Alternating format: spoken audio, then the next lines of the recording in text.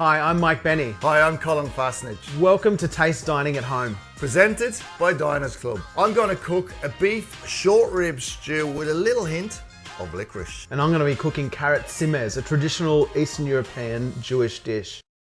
Welcome to the Taste Dining at Home series presented by Diners Club. I'm Alice Zaslavsky, the host of the series, and I'm so pleased that you can join us again for another fantastic episode.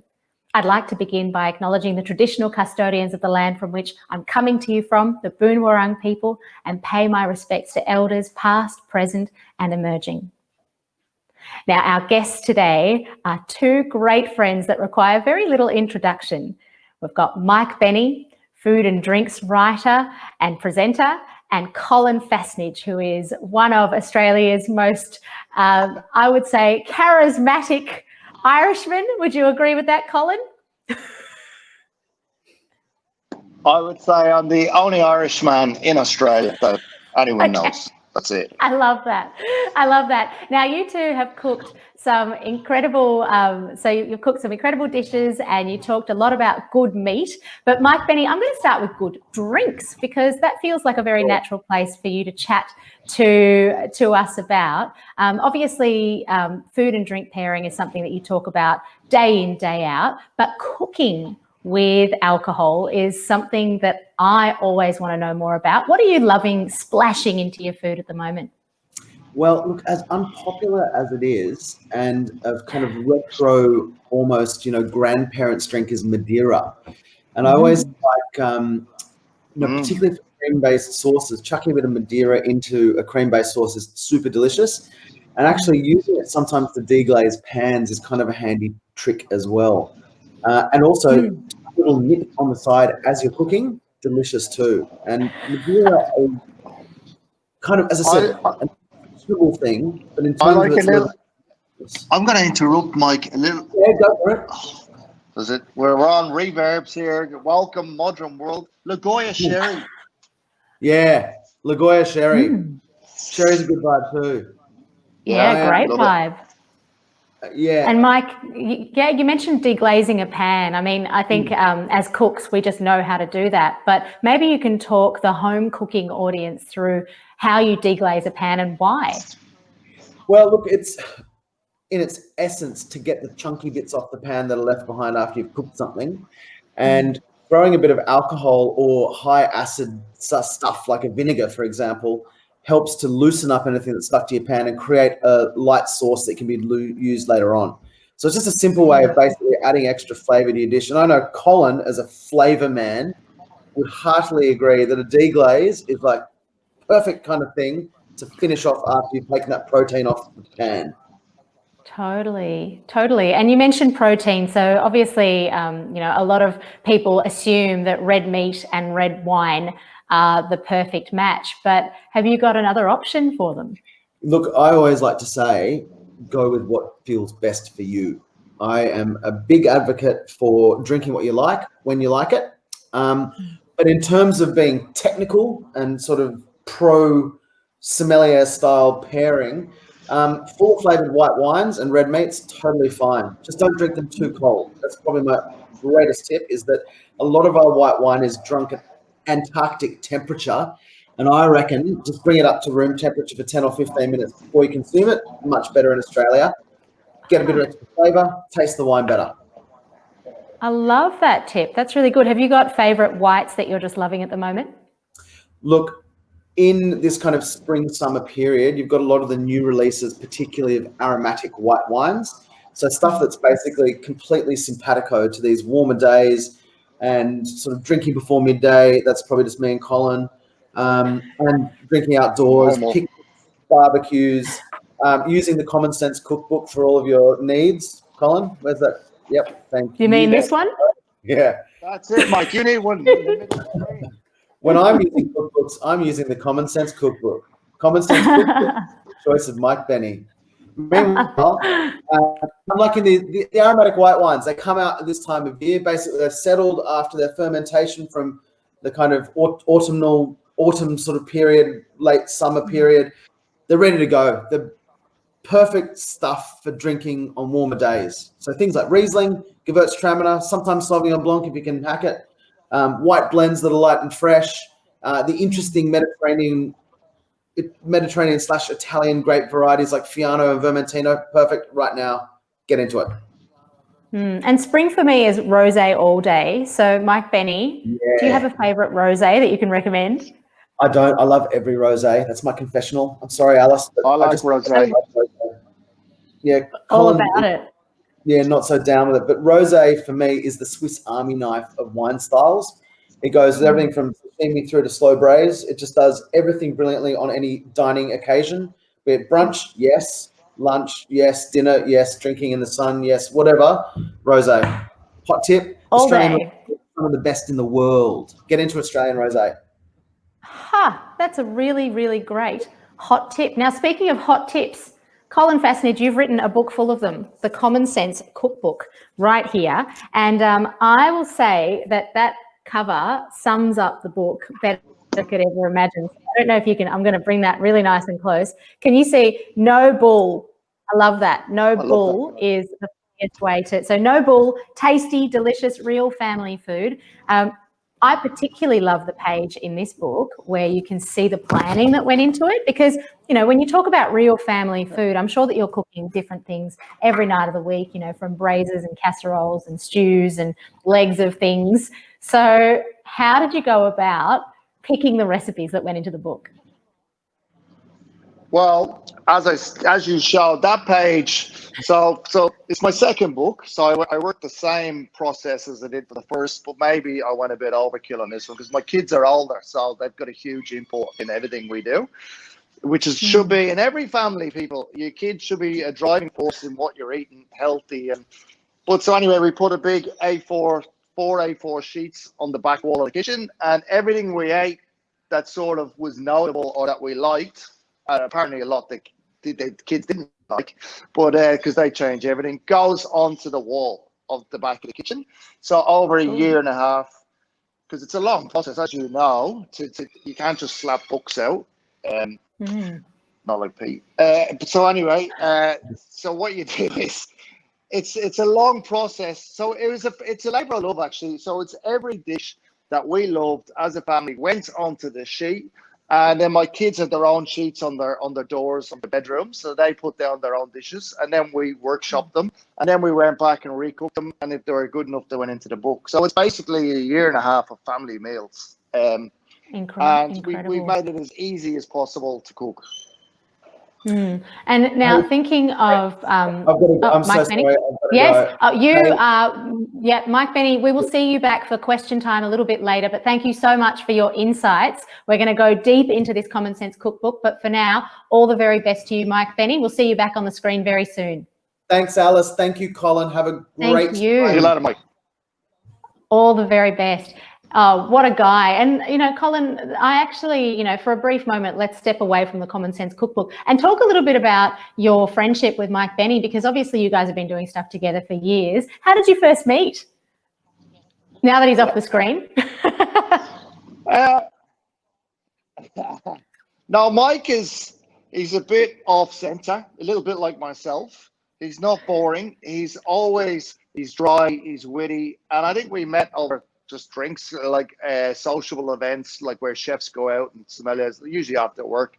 And we just became friends. And he's one of the cleverest, believe it or not, one of the cleverest people I know.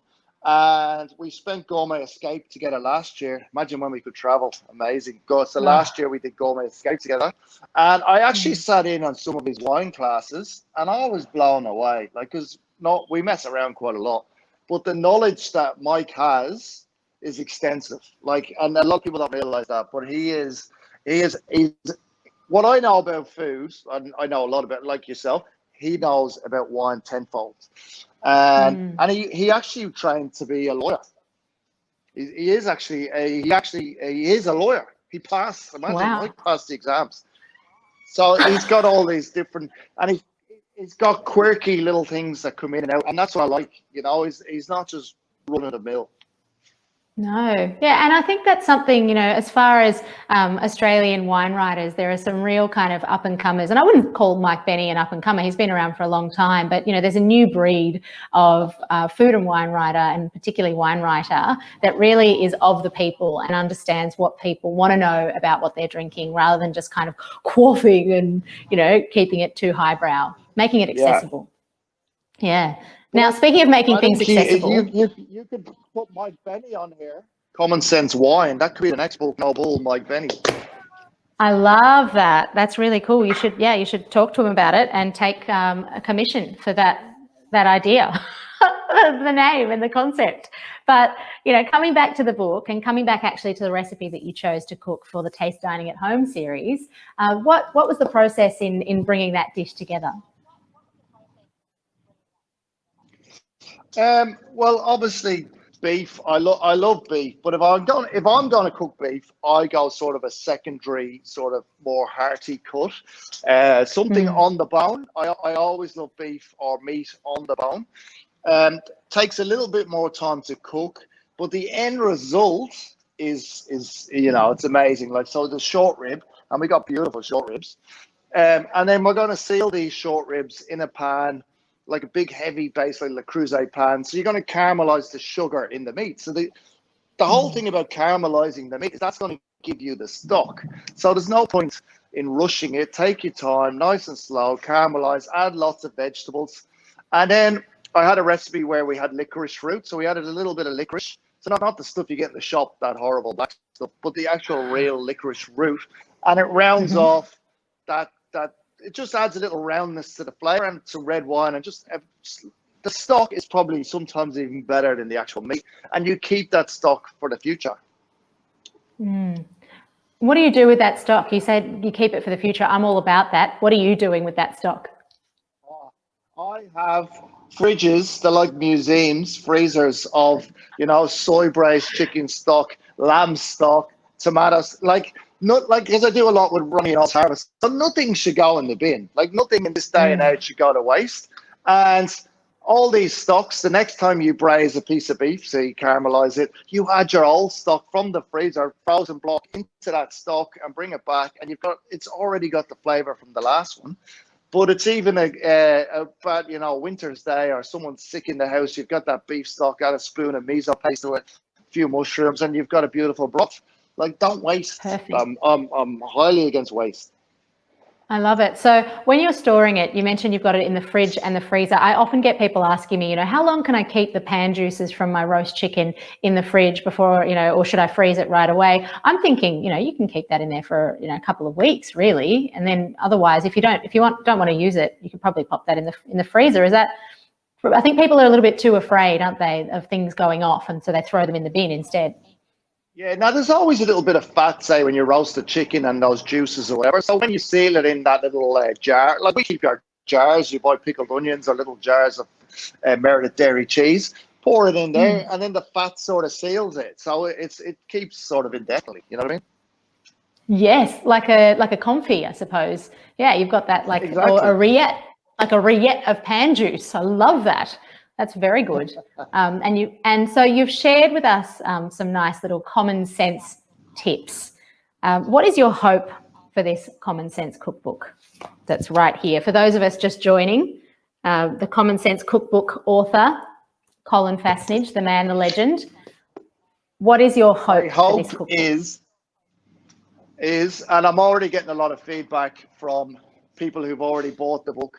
I want the book to have fingerprints and be dirty, and like flour and bits of tomato sauce on there and bits of gravy, and that the pages are bent and people have wrote in their own little, maybe I could, that's what I want. I don't want it to sit on a shelf like a lot of my cookbooks that I've spent $200 on for these amazing cookbooks that, way down the coffee table that I've read once. I want this to be used. A beautiful, beautiful sentiment, and perfect for the people tuning in, because, one thing that I love about the Taste Dining at Home series presented by Diners Club is that it is about people who are potentially, just coming into the kitchen, or just fans of food and wine, come to the taste festivals before, and then they find themselves, getting to meet chefs like you and getting to know their story. Colin, I think that your philosophy on food, I would say, has evolved, in the time that I've known you, close to a decade. Would you agree with that? I would Has it say changed? a decade, longer, more than a decade.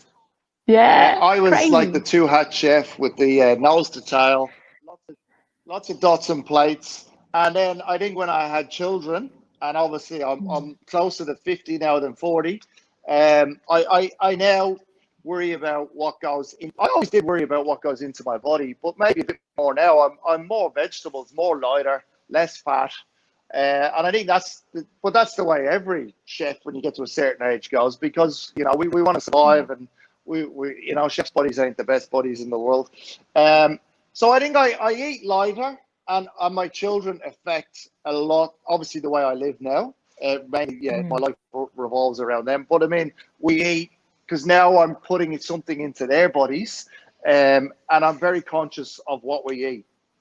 And you know what I mean? I always was conscious, but now I've got little people who depend on me, and I'm more worried about that. Yeah, but I also love that, within the kind of messaging around the cookbook, you don't really preach. It's not a preachy cookbook. It's kind of like part of that common sense is that when you cook at home and you cook with love and you cook with great ingredients, you kind of are nourishing your family by extension. Yeah, and I think the whole thing about the common sense thing was, we make mistakes. Don't sweat it. You're not on the TV. It's not those shows we did. But you know what I mean? If you make a mistake, you write down, okay, next time I won't do that. If you're going to have a dinner party and it's a big event and you want to cook a porchetta or something, cook it 2 weeks before for your family or your friends, before you cook it for all your guests or whatever, so the pressure's off. Like, food should not be, putting you to tears, or, you know what I mean? And the whole thing about Totally. food is practice, and just that's what chefs do. It's about, because we do it again, we get it right. So you're never going to get everything right first time. Not even me. Most of the stuff in here is a mistake, and then you make it better. I love that. And what a great kind of round off point for us to go to some audience questions, because I think what you're doing, which is I'm so glad to hear amplified in voices like yours, is that you're giving people permission to make mistakes in the kitchen and just to have a play. Because the more people that get in there and start cooking, the more they realize that, hey, this actually is kind of fun and not that hard, and I should do it more often. Yeah, and get your kids in there and just get it. Like, don't worry about it. The kitchen's going to once your kids get in there, like my house, it gets destroyed. The flour everywhere, sugar, chocolate. But that's part of food is about, and especially for me, is about memories. That's where I learned with my mother, and I still go back to it at a man of 47 years of age. So give your kids the memories of food, because they'll take them with them the rest of their life. Beautiful. I'm going to let you drop that mic there, and we'll drop Mike Bennie back in and we'll take some audience questions. Colin and I are here to answer all of your audience questions. Looking forward to getting stuck in. Hi, how are you? And welcome to the C. Fassnidge and Bennie channel, brought to you by the Common Sense Cook. Here to answer your questions. Let's go. Question number 1. Colin, what's your favourite cut of beef? Well, I love ribs on the bone. Meat on the bone, I think, is always best cooked, because you've got that connective fat and tissue, and it takes like short ribs, that sort of thing, takes a long time to cook. But when you break it down and get the end result, it's an amazing gelatinous, beefy flavor, and a little bit of effort goes a long way. Yeah, okay. So what are my top tips for pairing drinks for the meal? I'm always of the opinion, drink what you like with whatever's on the plate. I literally want to throw the rule books out the window and say that whatever makes you feel comfortable, whatever you enjoy, particularly when you're cooking from the Common Sense Cookbook by Colin Fassnidge, you can literally pair any drink with any recipe in that cookbook. But aside that, look, you want to put white wine with red meat? Cool, do it. You like a light, fresh red with some fish? Done. Anything that you feel brings you pleasure and enjoyment, that's the top tip for pairing drinks to the meal. Colin, what is your top tips for getting maximum flavor when cooking beef? Right, top tip is obviously you're going to roast that piece of beef off in a nice heavy sort of base pan, like a Le Creuset or something like that. And what happens is you're caramelizing all the sugar in the meat. And that's what gives you a beautiful stock or a gravy after. Also, if you're going to braise, then you add lots of vegetables because the stock is only as good as what you put in it. So if you don't put in lots of carrots, onions, garlic, bay leaf, thyme, rosemary, then deglaze it with some red wine. You know what I mean? You're already got the basis of a beautiful stock after 5 minutes. You've got a great stock. So imagine after an hour when that beef breaks down and on the bone. So it's all about time and effort. Colin, Mike, what's your go-to drink when you're at the bar? Mike, Whatever Colin's buying is my go-to drink. No, my favorite thing of all, and I like starting nights off with it, is a wet martini. I like 50-50 gin vermouth, and I drink it on the rocks in a tumbler with a twist. That to me is ultimate refreshment. It's an aperitif, gets your palate wet, gets your stomach really hungry. That's my go-to drink would be I love a Pinot Noir, but I do love a good Irish whiskey, and I do have it on a large ice cube. You know, I like it like that. I don't care, Mike. Like a good Slane whiskey, I think. Beautiful. I have a few of them tonight. Next question. I'll have one with you. Colin, we often associate you with secondary cuts of beef, winter, and slow cooking. How do you incorporate them into your summer dishes?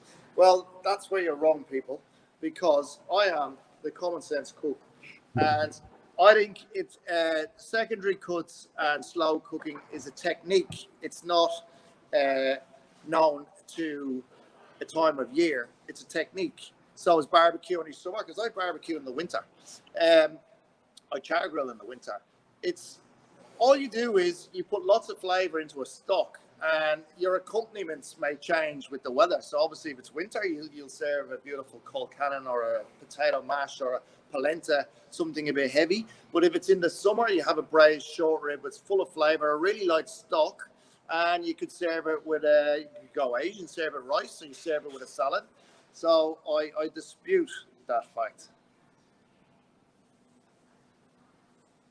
Next. Final question. What do we both normally cook when you're at home? Well, for me, I'm cooking from the Common Sense Cookbook by Colin Fassnidge quite a lot. I mean, that's really a go-to for me and my family home. Yes. But no, look, I like cooking great produce very simply. Whatever it is, it's simple, just done well. Limit the level of complexity, make it fun, and bring out the taste of that inherent ingredient in everything that you eat, be it a good protein, great vegetables, or even something like a simple salad. Just go for great produce. I think I cook. Well, basically, I cook everything that's in this book because that's where it came from. Was around family meals, and obviously, I've got 2 daughters who can be quite annoying sometimes at meal times. So it's a lot of vegetables now. We've moved to vegetables, obviously beef, but we give it an array of vegetables because you've got kids who don't eat different things. So it's a way of fooling them into, they'll eat the beef and then how do I get a vegetable into them? So my cooking it's obviously full of flavor. It's very seasonal because I support local groceries and local butcher shops, local veg shops in Maroubra where I live. So it's based around what's in the shops. And then it's based around how do I fool my kids into eating a certain meal. So I think that's what it's based around. But cooking for us it's not really a chore. It's part of the day to day. Of from 4 o'clock we start cooking. So it could be anything. Green tea. Thanks so much for watching. Been a pleasure answering your questions. You've been hanging out with Colin Fassnidge and Mike Bennie. Thanks so much. And that's all we have time for this episode of the Taste Dining at Home series by Diners Club. Thank you so much for tuning in. Thank you to Colin and to Mike for sharing their knowledge and their enthusiasm and their wisdom when it comes to food and wine. And thank you to Diners Club for making this possible. And we will see you for another episode very, very soon. But in the meantime, make sure that you check out the video that Mike and Colin made together on the Taste Dining at Home website. See you again.